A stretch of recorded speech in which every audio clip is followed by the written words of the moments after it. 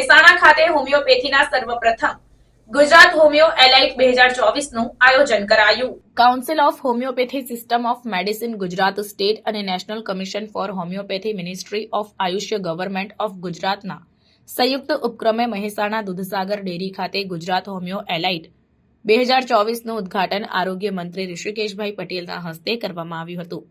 Mehsana Dudhsagar dairy Mansingh Patel હોલમાં રાજ્યકક્ષાનો homeopathic Gujarat Alight 2024 કાર્યક્રમ યોજાયો હતો.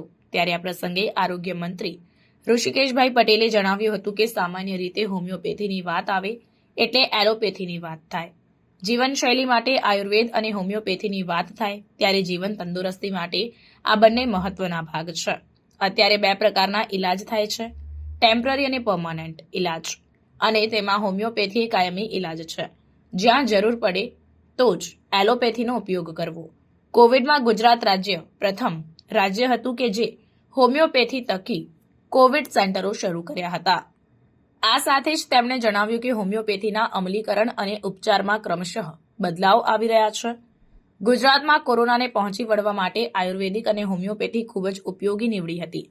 જ્યારે અત્યારના આધુનિક યુગમાં નિરામય જીવન જીવવા માટે હોમિયોપેથી જડીબુટી સમાન છે. જ્યારે સાંસદ હરિભાઈ પટેલે જણાવ્યું કે પ્રધાનમંત્રી નરેન્દ્રભાઈ મોદીએ સમગ્ર દેશમાં આરોગ્યલક્ષી વિવિધ યોજનાઓ અમલી બનાવી છે. ત્યારે આયુષ્યમાન ભારત હેઠળ આપણા દ્વારા પણ લોકોને સારવારનો લાભ મળે તેવી આશા રાખું છું. હઠીલા અને જૂના રોગોને જડમૂળથી દૂર કરવામાં હોમિયોપેથીના ઉપચાર કારગત છે.